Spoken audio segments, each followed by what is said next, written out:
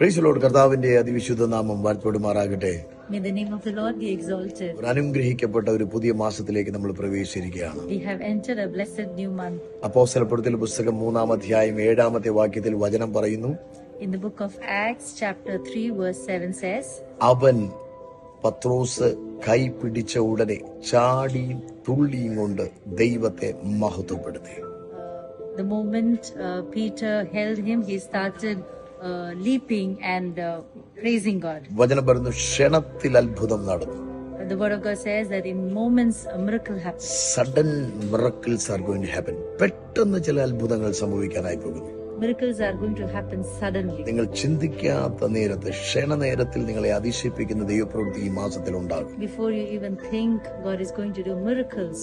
പത്രോസ് പറഞ്ഞു, വെള്ളിയും പൊന്നും എനിക്കില്ല, എനിക്കുള്ള നിനക്ക് തരുന്നു, നസറായ യേശുവിന്റെ നാമത്തിൽ എഴുന്നേറ്റ് നടക്കുക.